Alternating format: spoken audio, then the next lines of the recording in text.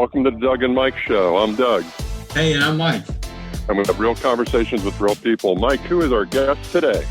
All right, thanks for joining. Appreciate it. We have a great guest on today. We have Merv Kennell, a fellow Florida firefighter that we have come to know and worked in many different places and on different journeys. We're going to talk about a bunch of that today. So, Merv, thank you for jumping in the water here. Well, thank you for having me, guys. So, Merv, take us back to the beginning. Take us back to square one. You're showing up for your first day of high school, and tell us where that high school's at. What you can best remember from what you would have been wearing, and if you were driving a car in high school, what car was that? Oh my gosh. Okay. It might have been a horse and buggy, but if it was a horse and buggy, that's okay too. Yeah, we just need to know what kind of horse it was. Yeah, I miss those days. Anyway, right out of the chute. Folks, Get ready. And I'm not feeling all that buggy this morning. But anyway, about my first vehicle. The vehicle that I was driving in high school, I had a Chevy Nova, and then I traded over to a pickup truck. Ooh, two-door or four-door Nova? It would have been a two-door. I don't even know if we had four doors then, back in 77, 78. Oh, they had a four-door Nova. My great-grandmother had one. Oh, I'm sorry. The Nova was a two-door. This was the pickup that I bought afterwards was a 1977 Ford Explorer. Now they know how old I am. Yes, they do. And where was that? Where'd you go to high school? Where'd you spend those younger years? Sarasota High School. The mascot? Oh, I didn't think you were a Florida native, Merv. Actually, I'm as close as you can get without being hatched here. I was born in Buffalo, New York, and I would have been the third in a total of 5 kids. And when I was born, the weather was terrible, and a friend of my dad's who was in construction in Florida told him, if you want to come down to Florida and work for a little while during the winter, you could come down on a working vacation, get your family out of the cold. And so we came down, and my dad liked the work so well. In the middle of January, he's wearing short sleeves doing construction. They went home, sold the house, and I was in Florida at 11 months old as a resident. So pretty much lifelong, I've never really known the home state I was born in. So you got the Nova. We didn't do the whole radio station part. Like what songs playing on the radio? Oh, good Lord. Well, I can remember WQIK was the local radio station because that was country, and that's kind of what I listened to. And good Lord. You didn't have the Bellamy Brothers on, did you? Oh, I love Bellamy Brothers. They were awesome. Right. That's right. Little family right there. That's why we get along so well. It's funny. You keep talking about that family, Mike, but I have yet to have one Bellamy brother to talk about you. No, it's just we have a contract. We're going to work through that. The attorneys are talking right now. We'll get to the bottom of it. I've driven past their what I'm told is their ranch area over there north of Tampa or something like that, and I think there's a Bellamy Road and the whole 9 yards. Oh yeah. They started out up here in my parts, up here near Tallahassee. Came down and then built the roads and all that good stuff. But we're not here to talk about the Bellamy Road, though. We're talking about Merv and your journey and we met you. I met you, Doug. I know we've both got different stories about our first interactions. I'm kind of the young buck. If being in your 40s can be considered a young buck, I enjoy being the young buck in our circles. We met through our unionism, all the work that we've done up here at the state legislature through the years, and with our Florida professional firefighters, being involved as a district president. All three of us have served in that position. We've got Doug being the emeritus on the call, and Merv, you and I still at it, still have our hands in the bucket. But tell us a little bit about your journey into like the fire service and into unionism? Well, it started with an interest that peeked through my brothers working at the fire department. He joined the fire department in, I think, 75, 76, something like that. And when he would come home and tell us about what all was going on, it was fascinating to me. And it was only 5 minutes to the local station where he worked, a little tiny rural department called Fruitville Fire Department. And so at that time, you could volunteer with parental permission at 16 years old. So I signed up at 16 and was a volunteer, and they primarily gave you any little duty the guys didn't feel like doing. So cleaning trucks, rolling hose, and what have you. And, your reward was getting to hang out with the firefighters. And, after a while, they got you loose to ride on the roads. And so I became I guess I was 17, I think. I got picked up part-time to work night shifts, basically dispatching for the department. And then got hired as soon as I was 18. I had already become firefighter EMT in my off time. And as soon as I got my certifications, I was hired by Fruitville Fire Department. How many people were in the department? I'm thinking the department at that size was less than 30. It's about 25, 30 guys, maybe. Now, you said it was Fruit Cove? Fruitville. Fruitville. What was the significance of Fruitville? Was it just a little farming town or what? Basically from the old days. Yeah, it was kind of a little farming town that's kind of, morphed into subdivisions and whatnot today. But it was just a little rural community department. But over the years, it was the local provider in the rural areas that were unincorporated. And so, we had actually quite a large-sized district that we covered with just two stations and these 30 guys. So you were super focused. I mean, 18 years old. That's pretty amazing. That's all you ever wanted to do.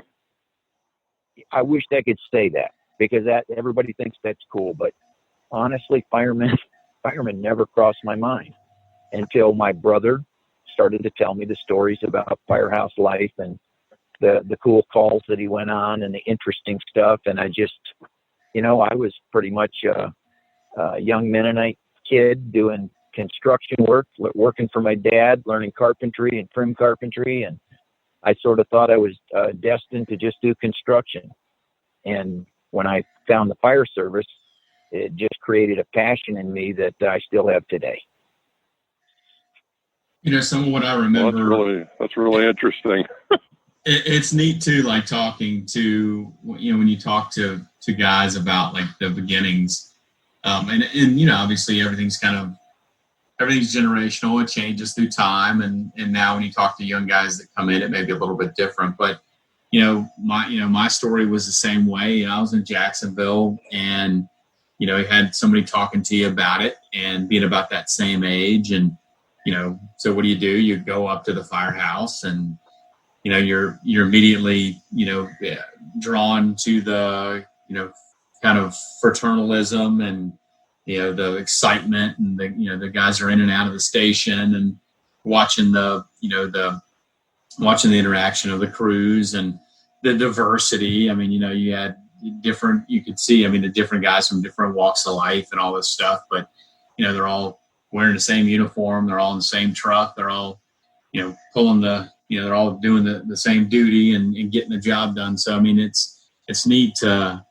hear that because even talking to Randy Weiss in Jacksonville recently on our podcast with him, and it's like the same story. It's going up to the firehouse. Heck, Ed Kelly was the same way, Doug. When we talked to him, I remember Ed talked about just being in the firehouse, and that was. Well, he said he was brought to the firehouse before he was brought home when he was born. Yeah, oh, wow.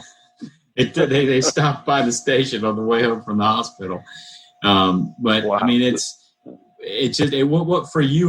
Was it any particular, person? Was it? What was that? Or who were the mentors early on? Was it a station officer? Was it, particular driver? Was it somebody that, kind of you wanted to look up to and aspire to be? Well, I think in all honesty, it was probably my brother more than anybody else, because he was the one that introduced me initially, and he was a young up and comer at the department. I mean, there were a lot of guys there that had they were from the older school where you just came on the job and they took you on calls, and then you learned to be a fireman, and there was no state certification at the time and all that stuff. So Mark was kind of like next gen, and he was firefighter, EMT, one of the first two paramedics in that department, maybe the first guy to be state certified, if I remember correctly.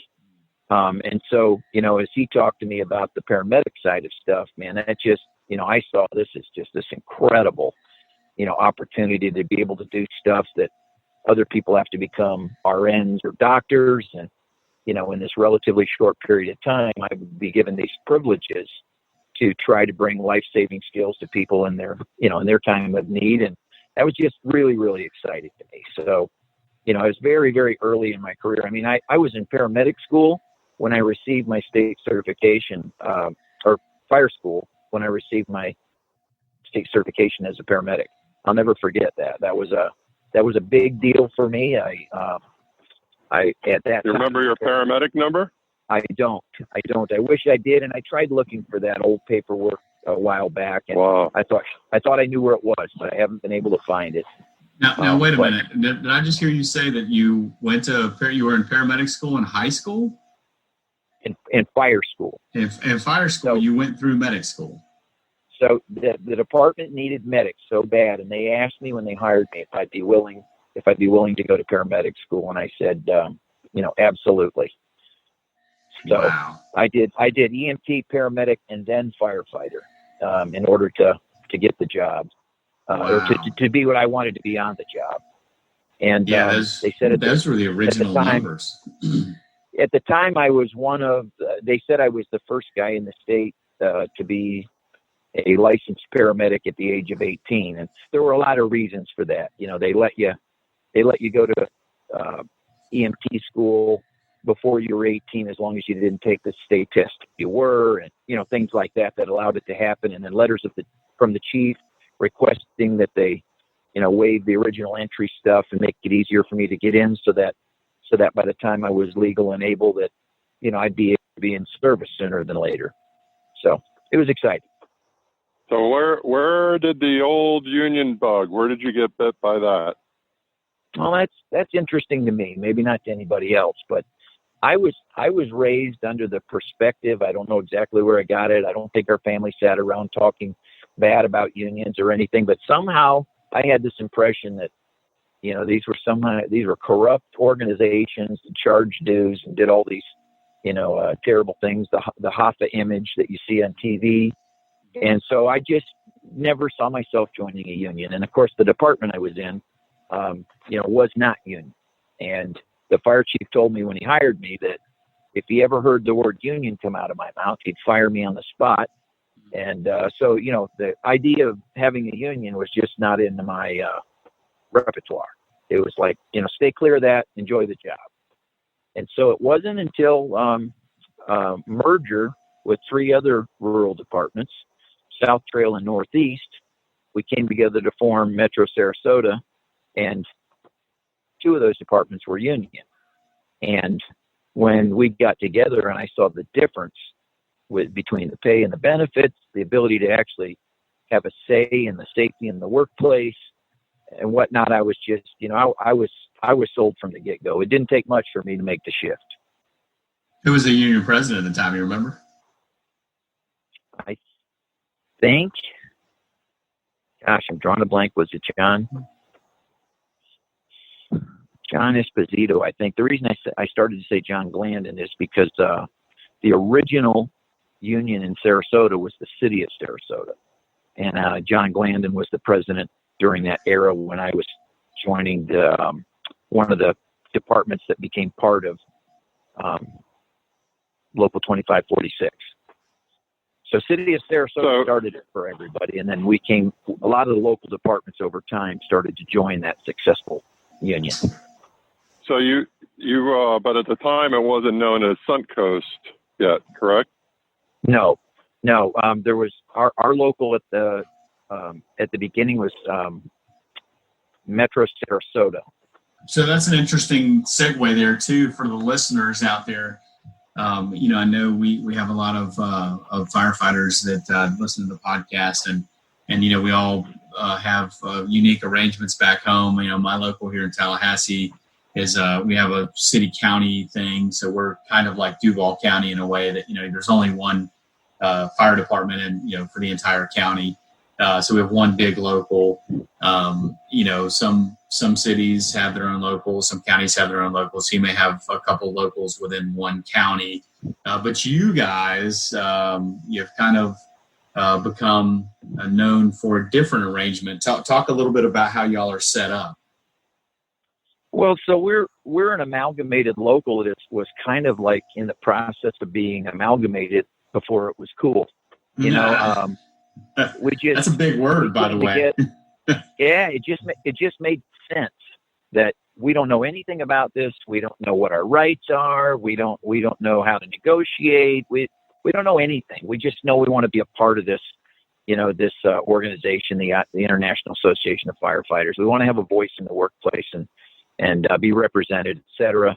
And so, we joined a successful local department, and they had to go through a lot of battles and a lot of challenges until they began to see success. And so we all benefited from their education and learning and experiences. And I think that made our journeys a little easier.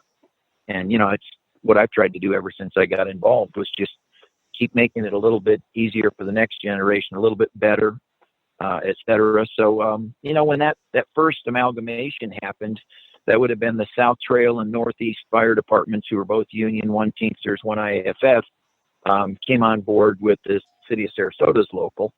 And then, we became Metro Sarasota, and then later it became, Sarasota County. And we absorbed, then Sarasota absorbed, like, I'm just going from memory now, I think there must have been another 7 or 8 mergers of small little fire districts around within Sarasota County until we became what we are today. From the 30-man department I signed on, I never left employment, but the organization's name changed several times. And like I said, today it's Sarasota County, and from 30 men we're to 535, I think, on the workforce.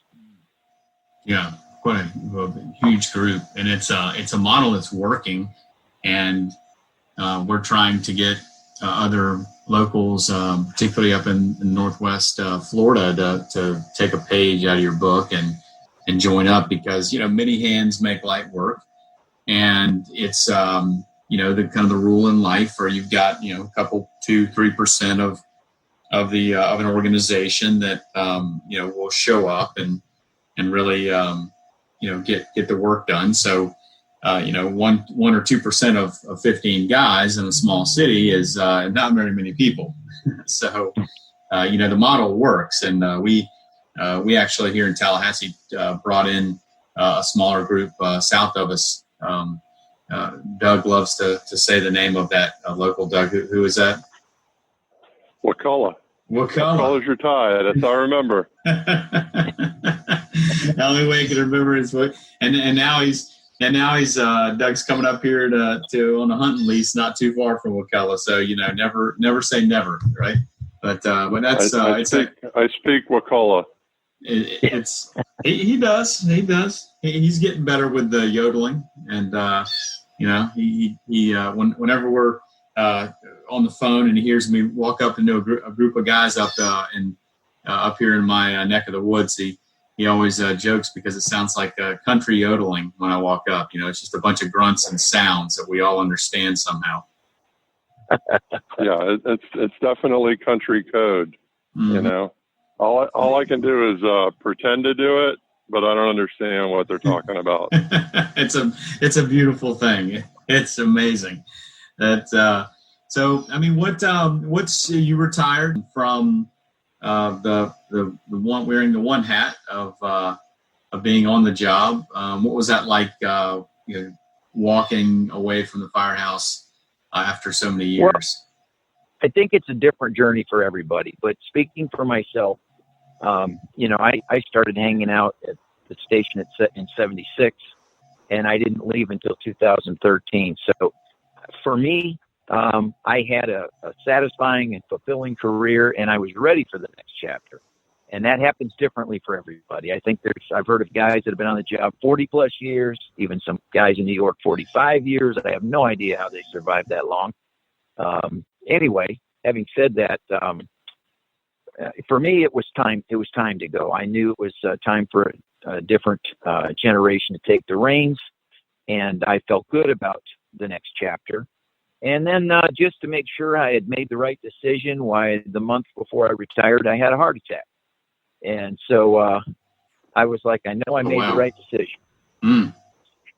Wow. Mm. I did not know that. Hey, not a big deal. A lot of people have heart attacks, but when it's yours, it is a big deal. So it was a wake-up call. Yeah, absolutely. Yeah. Well, at least it shows you had a heart. Yeah. Yeah. So they say. I'm trying my best to do a Mervism, but you're really hitting me with some stuff that I didn't even know. So I'm learning as we're doing this. It's pretty cool. Merv, what are the things that you're the most proud of when you look back at the work, the advocacy, the promotion of the good work that is needed, the advancements in the fire service EMS? What are the things that that you've been involved in that stand out the most, that mean the most to you? Well, I think maybe one of the first things that I sort of missed in maybe the intro that I feel really good about is, that same fire chief that hired me and told me if I said the word union, he'd fire me, had no idea that one day I would be the president of the, 550-man unit, along with another 800 some odd guys and 700, and have 1,200 guys representing 11 departments. And so it just kind of tickles me that the guy that was threatened to be fired, if the chief knew that he had put me in place and the changes that had happened, he'd have never brought me on board. Yep, this is true. This is true. I thought you were going to say that you got him to join the union. I thought it might have been Julius Hallis, but I guess that wasn't him. Yeah, Julius, a former brother in many locals and retired chief, now director of the Florida Fire Marshal's office. Yeah. and reminds Merv every single time he sees him. What does he say, Merv? Every time he says, "I'm a proud member of Suncoast Firefighters Local 2546. It's a beautiful thing. That's a beautiful thing. All the way from fire chief of several departments. I remember he trained me in fire school. He was a blue shirt. And he taught first responder in fire school. And then, went on to be kind of a pretty quick on climbing the ladder, real sharp guy. And then he became the chief of the department. And through that merger with Sarasota, that was the biggest merger, adding 150 guys into the mix. He became part of that organization, went on to be the fire chief of Longboat Key, and then went on to be the state fire marshal. And that's just been an incredible story of the marks he's left, his legacy on the fire service. Well, I'm going to take that part of legacy that you said, Merv, because I respect you because you as an elder statesman myself, you're still in the game. And what would you pass on to the young firefighters that are listening of just saying, what's the next battle? What's the next cause? What in your heart would you want to share with them? Okay, so in regards to what I would pass along to the young guys is that first and foremost, our older statesmen, our guys that have been in the game, need to share their story and try to find a way to do it as concise as possible, which is not my gift, but because the young folks today don't really want to hear the whole story. They just want a summary of the book. So if we can talk about the difficulties and where we came from, and we can light a fire in them to have an interest in their union and to understand how significant it's going to be in terms of a career, their pay and benefits, their livelihood, their safety, that they can retire healthy. If we can somehow sow that into their blood at an early age, instead of just allowing them to believe that, because I'm a firefighter or a paramedic, all these things come out of the benevolent nature of my employer. They've got to understand that it's blood, sweat, and tears, sacrifice that I can speak to in order to make these gains. And the gains we've made have been over many, many years. In my case, I'm well over 30 doing the union work. They come in teaspoons, and like a wise friend once told me, we gain our benefits in teaspoons and we lose them in buckets. I never forgot that. Sadly, I've lived through that a few times, and it's taken a long time to climb the hill again. So I think maybe that my thing would be to understand how we got where we are and to stay in the game. And the issues will present themselves.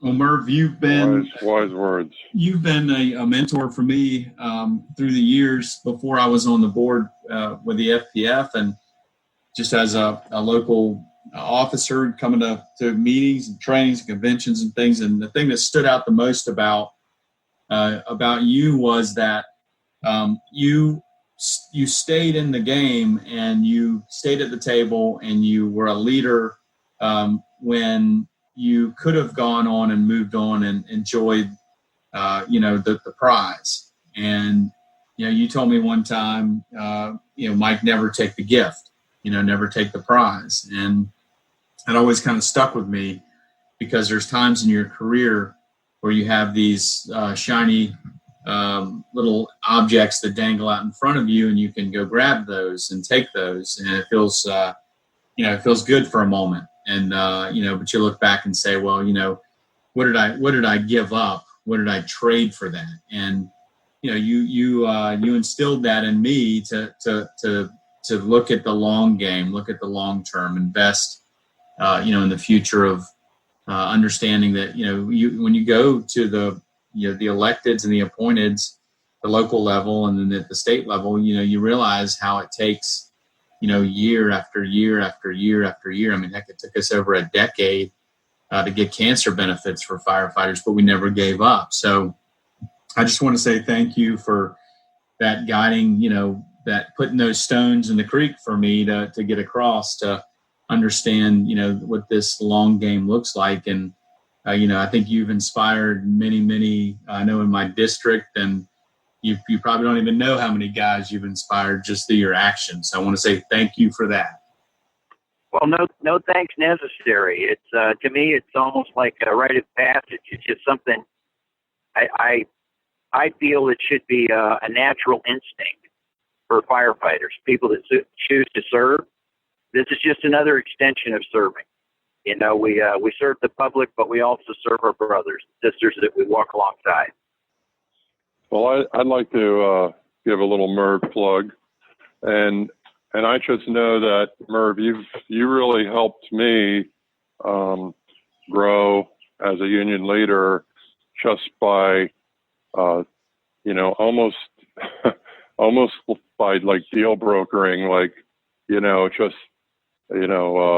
I'd come up with crazy ideas, and Kurt would come up with crazy ideas, and and people would go like, wow, these guys are like crazy. And you would always say like, no, wait a second, let's slow down. It might sound crazy, but let's analyze it instead of just saying no. And you helped, flip people to see the light, and it's not that I was right every single time. But the fact is that you made it possible for those ideas to come alive, whereas other people would have just said, no, forget it. We can't do that. So I always appreciate what you've done for me personally with that. Well, thank you, Doug. I appreciate that. I've always been a fan of ideas versus no ideas. You know, it's very easy to criticize somebody's idea that you don't even fully understand. But without ideas, how do we grow? How do we get to the next level? If we just get to a plateau and stop, you know, how does that keep us moving forward? So I learned things from you too, Doug. I'll never forget you introduced me to AM/PM lobbying, and that was quite a different experience for me. But I remember that culminating in the passage of the J.J. Curry bill. I'll never forget that. I spent evenings with you participating in that lobbying effort, and that was a very, very special bill that brought coverage to firefighters killed in training incidents. So pretty special. That was monumental. All right. Well, guess what, Merv? We have reached the point of the show of doing the lightning round. I would recommend you put your seatbelt on now, put your hazards on in the truck, and I'm going to kick it off with the first question. If you could try out one job for 1 week, what would you choose? I missed what you said. If I could what? He's buying Try time. out one job. He's so good. He's so good, this guy. Yeah, he's buying time. The seasoned veteran here. I'm right. If you could try out one job for 1 week, what would you choose? Wow. Maybe battalion chief. That was my dream job that I gave up to be the union guy. Merv, if you could call up anyone in the world and have a 1 hour conversation with them, who would you call? My son. Awesome. What books are on Merv's shelf?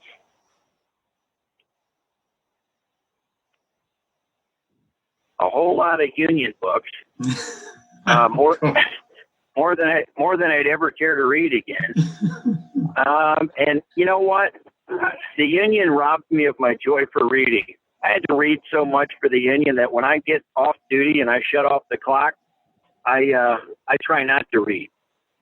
So I'm not an avid reader, but what I would like to spend more time reading is in my Bible, to be honest, brothers. Fair enough. Like that. And speaking of that, how wonderful that Bible we got from our brother Rick Spence from Reedy Creek. What a gift that he gave us with that one. Merv, the next question. Okay. If you could learn the answer to one question about your future, what would it be? Retirement. Fair enough. Fair enough. All right. I mean, it's just my famous line, and people who know me is that as I tell every guy who's about to retire, I tell him, relax, enjoy the journey. Retirement doesn't suck. Okay. This is a deep question. So focus. Are there any failures in your life that you're most proud of? That's a Dougism. Any failures that I'm most proud of? Well, I'll be honest. I hope this guy doesn't hear it, but if I think as a human, if I could have gotten a former county administrator fired by myself, just telling the truth, that would have just really felt good, at least for a little while, because he hurt a lot of our firefighters with his policies, and it was just a very difficult journey in my life. It lasted about 8 years, and I just was eat up with the idea of seeing him depart, and I had to let that go and focus. After losing my son, I had to get my head straight, and I let it go, and he got himself fired. Merv, did you have any nicknames? Merv, did you have any nicknames growing up? I did. Those of you who don't know this, when I was a teenager, I had an afro. What? It's sadly, it's even Yep. in my wedding photos. Yep, that's what I was just saying, the wedding photo, yeah. Yeah, when I was I think when I was 16, some girls told me that I'd look good with curly fro hair, and so I went and got it done, and they told me how good it looked. Looking back, it's crazy, but as soon as the girl said it looked good, man, I was sold. So imagine putting on an SCBA mask and having all those curls get caught up in the straps. In the webbing. It was a nightmare. Ripping hair out of my head whenever I took it off. But so it did come off after I found somebody that agreed to spend the rest of my life with me. Then I got rid of the fro. What? I'm missing something here. What was the nickname? The nickname was Fuzzy, and it never. For those both the guys that knew me then, it's still Fuzzy, and even friends out west where my dad took me hunting. They never knew my name was Merv. It was Fuzzy. Oh, that's fantastic. Oh man, we just got paid for this episode right there. Just got paid. Yeah, that's the honey gold there. What smells bring back great memories? Passing gas in the bunk room. What firefighter who's being honest doesn't think that's funny as heck? Classic. And every department, and you tell me this isn't true, and every department had the one guy who it would make him madder than sin if somebody did it. We had that one guy at our department. I've talked to guys in every department you go to. There's always the one guy who loses his mind when somebody does it. It's and you also have the one guy that's a professional at it that can play songs. Yes. Go on forever. Yes. It's just ridiculous. Merv, we've had an episode. I hope this part's going to be the part you cut out. Oh my gosh, I got tears. I'm wiping tears out of my eyes right now. So, Merv, is there anything else that you want to add before we bring the 777 in for a landing? No, just hey, everybody. You said it early. Many hands make light work, and if the guys fully understand the stresses and the difficulties and the magnitude of the job, or the leaders that are those couple 1%ers you talked about, if they fully understood that, or even partially understood that, and would just give of their time a little bit so that we can do what's necessary in the political arena and, in public with our charitable acts and such, so that we can maintain the public image that we have today as high respect, 95% percentile in the polls of people appreciating the work we do. I just think if people could grab a hold of that vision and just be willing to do their little bit, give a few hours a few times a year, then our great union and our brotherhood would still be strong in 100 years. Very good words. Very good words. And just for the record, is your last name Kennell or Kendall? You have to ask Gilbert. I thought it was Kennell most of my life, and then for about 5 years, Gilbert Marsh called me Kendall. Kendall.